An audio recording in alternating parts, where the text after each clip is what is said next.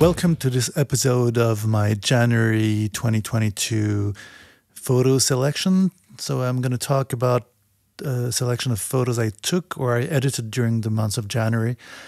And as every month, I'll be talking about the technical aspects, what kind of gear I used or the environment or anecdotes. So let's start. The first two pictures are from a performance named Borealis by an artist named Dan Asher, who uses three lasers and smoke machines to create that weird light environment that should remind you of Aurora Borealis from the northern countries. That's why it's named Borealis. So it was a really interesting performance. And I took the opportunity to test this Voigtlander Nokton 35mm f1.4 classic V2 lens for the Leica M system. There's two versions of this V2 version. One with single lens coating, which gives it a more classic, old school kind of color. And the other one, which is the one I used, which is a double coating version, which gives us a more classic, a more neutral color rendering. The V1 of the lens is basically the same optical formulation, except it was a bit different when you used the live view on the sensor to focus. You can find the details online, but here's what comes out of it.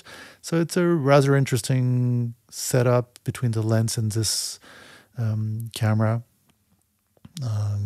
Interesting rendering, soft, but yeah, nice rendering of the real thing. Second camera for today. So the photo on the left is the same setup, Leica M240 with the Voigtlander. On the right, it's using my large format Intrepid 4.5 camera with a pinhole f280 180mm lens. I've used it previously, and last month I showed a few examples. Here, it's again, I'm trying to practice and understand how that equipment works. So I tried again to use myself with rather strong lights and experiment to see what I could do with it. It's again with this lomograph lock back using Fujifilm Instax wide instant film. So that's a 1 minute exposition. Found this photo interesting. It's always fun to try to discover what you can do with new equipment. See if it brings you to some other experimental ideas. Yeah. The next three pictures, that's APS film. So that's this defunct film format from the early 2000s. Here's a Kodak Advantix 100 film, expired 20 years ago, using a Pentax Athena small zoom camera. Really compact equipment, and even though the film is expired since a long time, you can actually see the color distortion, those reddish tones in the dark lights. It's pretty good. It's interesting. It's got quite a lot of meat in the way it renders the scenes. So those scenes are far left and far right in San Francisco. The middle picture in Rome. Interesting fact, I don't have an example here. I might do a video on it. I scanned those negative pictures using a Nikon adapter on a Leica SL2 camera, and the rendering is really precise. That's really very close to what the film renders. I also have a scan made by the lab that did the developing of the C41 developing. And it's definitely not the same rendering. Again here, the far right photo is this Advantix film using the Athena. That's in Rome. This camera, like many of those very small point-and-shoot cameras of the time, they're sometimes pretty bad at focusing. But I find it interesting. So once in a while you get this blurry picture. Yeah. The story is different. It tells something else. And then it's... I like to play with it. It might be interesting. I would recommend you also looking at your technically bad pictures and see what they express in you. On the left, that's a more traditional equipment. Again, a lens I haven't tested for a long time. So that's a Leica M240 camera with a 50mm Summarit-M f2.5 lens from Leica. It was supposed to be a low-budget range of lenses for the Leica M system made by Leica. They were trying to compete with Voigtlander, with a few other brands that started to make those M-compatible rangefinder lenses. Very interesting rendering, in my opinion. They were not so well rated because the build felt a little bit lighter than the usual M lenses. But actually, I have this 50mm f2.5 and a 90mm f2.5. I find them pretty robust, pretty precise. You don't have the same inertia when you turn the focusing ring or the aperture ring, but they're precise. I actually really like them. A bit hard at first to understand the rendering, but the bokeh is really modern, very precise lenses. That's an example. The photo in itself is not so interesting, but gives a good idea of the kind of rendering the lens gives. Here again, those three photos, film, APS film, still on that same Pentax Athena camera. The two photos on the left are in Geneva and the photo on the right from Norway, from Oslo.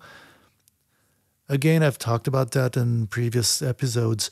I like having those small film cameras. I just take them with me. They're really practical. I can put them in a small pocket.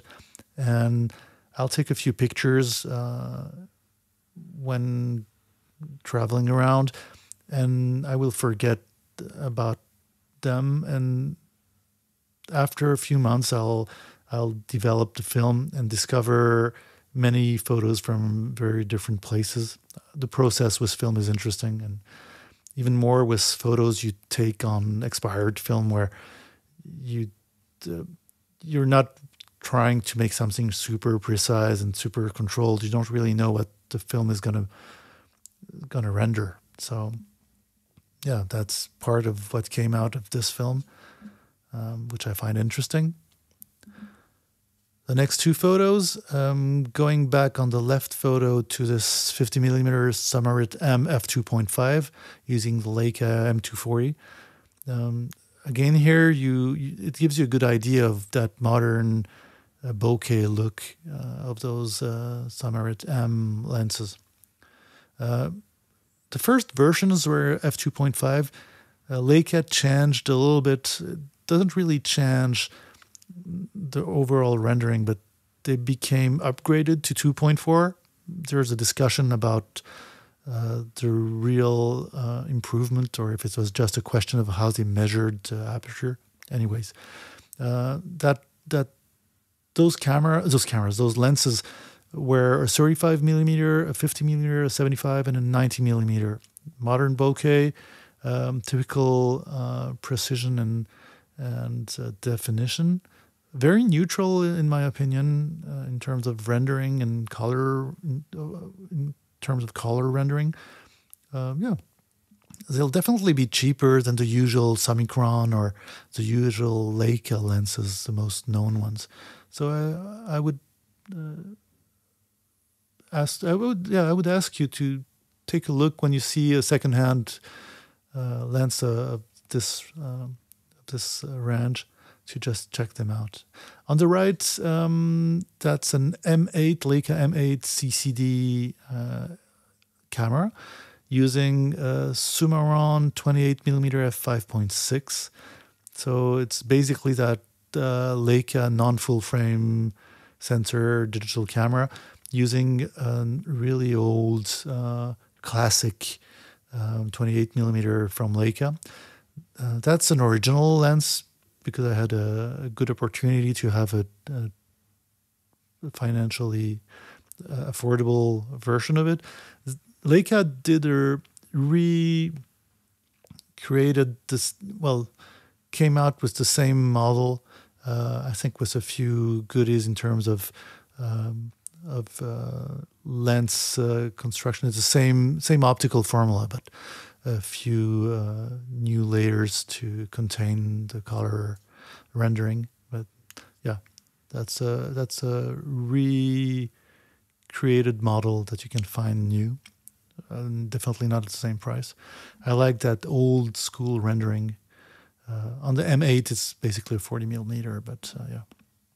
The next two photos, again, M8, 28mm f5.6 Summarit, which was created originally between 1955 and 1963, and which was recreated in 2021 and sold again as new with modern in-between layers to control the color rendering. Yeah. Next two photos, that's film. Interestingly enough, that's a 1.6 ISO film from the film photography project in the States.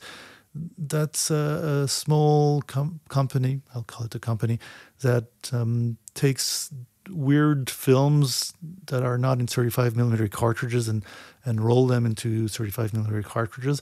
And that film is actually a Kodak film made for post-production in cinema. That's got a color science meant for laser reproduction or CRT or LED characteristics. And here I took the pictures with a Leica 3, so that's a Leica camera with interchangeable lenses, a 39mm lens size. That's where the camera before the M style cameras, and here I have a 50mm f2.0 Sumar lens, which was built in between 1932 and 1939. So yeah, you definitely get the old looks. That lens is one of those, lenses you have to unfold the lens before taking a picture. Yeah, super interesting look. And using such a film, it's a really interesting adventure. Again, that same film, the 1.6 ISO. Interesting with that kind of film is the fact that it's supposed to be very slow, but with a pretty bright lens, you can actually, even in full brightness of the sun in a very sunny day, those two pictures are probably around 1/30 of a second, and so you get rather slow speeds. You can see it on the water, on the fountains of Trevi, that's in Rome. That's 1/30 of a second, so it gives you that feel of a slow capture. The color rendering is really strange because of what I said before. It was meant to be used for reproduction using lasers, CRT, which have a really different color balance. Those next two photos, again, same setup. Again, interesting, with such a low sensitivity film, you can really reveal the characteristics of the optical formulation. For example, the flares, the ghost images, because you can open the diaphragm at most and take a picture facing the sun, like I did on the left photo. And then same thing on the right. You really can express the characteristics of the bokeh like on such a lens during a sunny day. Again, the two photos here, same setup, same film, at the beach, sunny day, probably 1/30 of a second, and you really can use the characteristics of a fully opened f2.0 lens. Again, the same setup. For those interested, I did in French for now. I'll probably translate it in English, a whole video on that film. So here we get a good idea of the color rendering. It's an interesting film that's pretty resistant to high highlights in the picture. You can see it in the right photo. We still have detail in the clouds at the horizon. It's got less resistance to low lights. Okay, now the next two photos going to digital. On the left picture, that's Leica M8 digital camera with a 28mm f5.6 Summarit, the same lens as before. Those old lenses have a really different way of reproducing, of flaring or ghosting. You can definitely see those how the lights actually flare. It's very different than what a modern lens composition would render. But still, it's a very, very compact lens. It's almost like a pancake. And yeah, good geometry, got some character. I don't really like it personally, but yeah, some of you might like it. It might be good for portraits and some street photography. On the right, that's the Pentax Q, those really tiny interchangeable lens digital cameras. And here that's with the tele lens 06. Those Pentax Q cameras, even though they're pretty old now, are good at low lights, got that weird grain, but they also have a mechanical stabilizer, so you can really go to slow shutter speeds, even though it's an old sensor, not that sensitive. Pentax, in the Q line of Pentax cameras, the last one that came out was the QS1, which had double the sensor sensitivity. But the sensor was slightly larger, but really slightly, so you didn't have the same focal ranges. Close, but not that interesting for tele conversion. Now going back to Leica M240 camera, using the 50mm Summarit-M f2.5 lens. When I work with a new lens, I like to practice, and that's part of my practice. So I was walking around trying to understand how that lens worked, how it rendered, and yeah, those two photos, I guess, give a good idea of the bokeh I was talking about before.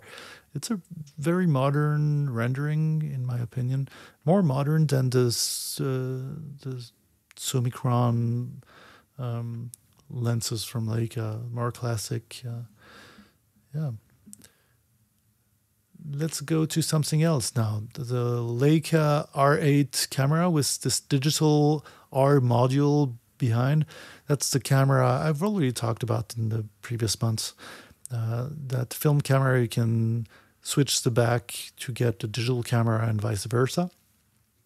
Using the tele lens Telit 400 f6.8, that lens it's sort of a huge lens, a huge tube, but it's got a very interesting rendering. It's soft and precise, beautiful bokeh in my opinion, and a very, very different rendering than modern tele lenses.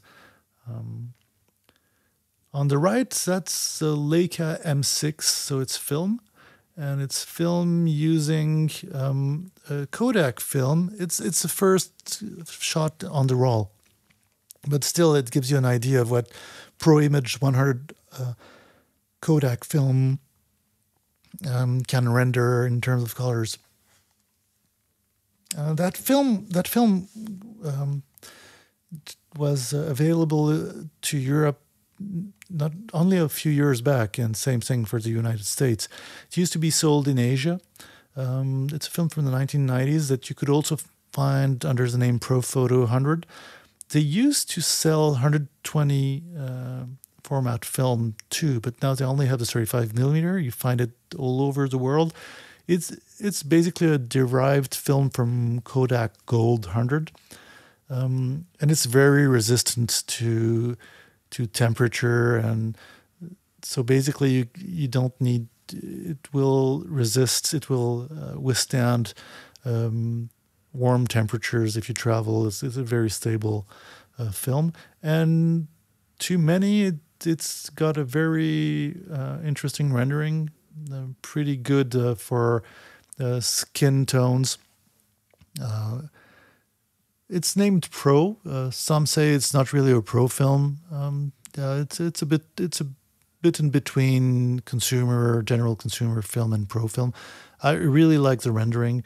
Again, 2 pictures here using the Leica M6 rangefinder film camera. It's got a good resistance to highlights. As I said before, a good rendering of skin tones. Sadly, here I have we can see a face, but maybe it would be nicer to have an example, a portrait or more skin tones. But it's a good film. I would highly recommend you. The grain is fine. The colors in general are well rendered. Good dynamic range. Here again, same film, different equipment. So that's Pro Image 100 Kodak. It gives you an idea of how the blues can be and the grays can be rendered, and that's using a weird camera. It's a Leica MDA camera. It's basically a Leica M3, so it's an old M format camera without the rangefinder. It was a camera made for lab photographs where you didn't need to focus through the rangefinder. But actually, it was also usable with a system Leica tried to. They were pretty successful actually, but it was a weird setup. They made something they named the VisioFlex, which actually lets you adapt the mechanics of a reflex viewfinder. So that's a Leica MDA with a VisioFlex adapter, which basically makes it a reflex camera, and using a Telit 280mm f4.8 lens, I believe. And yeah, those photos I took quite earlier than January 2022, but I hadn't edited them yet, so that's why they're in this series. And it's interesting to see that there's also Pro Image 100. Same equipment. This Telit adapter, reflex adapter, when you put non-Telit lenses, it's a bit complicated. You might want to go see online. But if you put, for example, a 50mm Summicron lens made for a Leica rangefinder camera, it's going to actually, this adapter is going to add some tube lens. So your lens is transformed into a macro lens. So that's what we get here. 2 photos taken with this equipment, probably a Summicron f2.0 adapted on the VisioFlex, and using Pro Image 100. It gives you a good idea of the rendering of this film. Interesting film. Definitely recommend. It's actually also budget-wise an interesting film to use. Now, second part of my presentation, as for the last months, I will go into computational photography. I do my own software, so I'll show you the pictures I took with my equipment. Here, it's probably an iPhone 12 Pro Max. And using the 2 left photos are using the Camare Creative Camera app. I don't exactly know what kind of filters I used on the left one. Probably something like HDR, which tends to boost low lights, and some film simulation. The middle picture is a multi-exposition. That app lets you do multi-exposition. Using at least one of the photos in the multi-exposition uses HDR as an insaturator, an input filter, and some film simulation at the end. On the right, that's a Camera app. Camera app, sorry, it's a dark cam app. It's an app to which I added some of the functionalities of the filters of the Camera app. It's an app that's made to be discrete in low light situations, such as your screen is not too bright and doesn't disturb everybody behind it. So it's a red interface. You can really rapidly diminish the overall light brightness of the screen. So that's an example. And when you use filters on the dark cam app, it's going to add some text telling you what filters, equivalent filters it would have been on the Camera app. The next three pictures, again, dark cam, using the Camera app filters. On the left, far left, that's Bowie as an insaturator with a Kodak film simulation. The middle one is the Moop insaturator. That's an input filter that actually works, sort of, transforms the color maps. It's a bit complicated, but I might go into it in another video, and some film simulation over it. And the last on the right, last picture on the right, that's the HDR, this insaturator that's good at boosting low lights on iPhones, and using KD C100 film simulation, which is basically a simulation of an old expired Kodak film. The three next photos on the far sides, that's the Camera app. The Camera app to me is the app where I can really fine-tune the settings, the size ratio, basically everything. And on the left, that's probably HDR with some film simulation. On the far right, that's HDR in the high intensity light situation in the mountains with snow. Definitely brings the highlights down, makes them gray. It gives it an interesting feel, and some film simulation again on top. And in the middle, that's an app that's not out yet, that I'm still testing. Basically the same algorithms as on my other apps, but a very different software engine that's faster, and the user interface is really snappy, but it's not out yet. And it basically works like the dark cam randomizer of filters.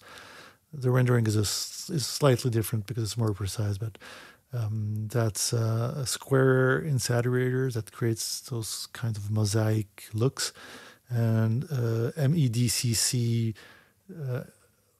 CCD sensor simulator that gives it the grain of an old CCD sensor.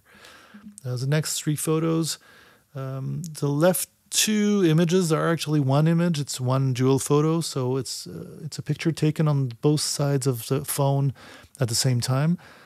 And that's using probably the HDR insaturator, and as an overlay filter, it's a simulation of a thermal color printer that's used in instant photography. That gives it this sort of scanned line look. On the right, that's the Camera insaturator using HDR.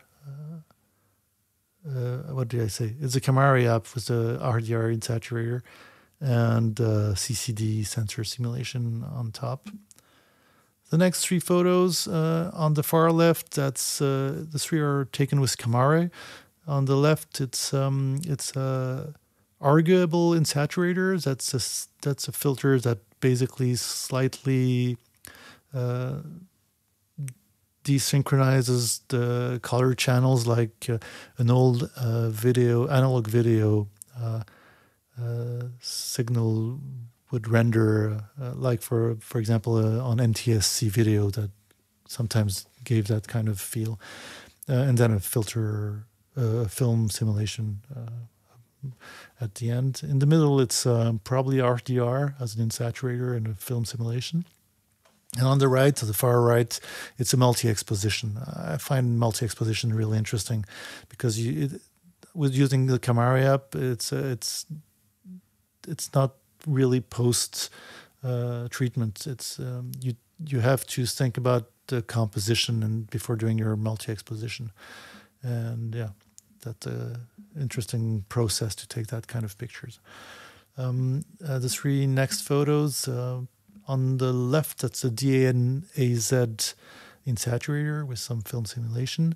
In the middle, it's probably RDR and or DNAZ with some film simulation.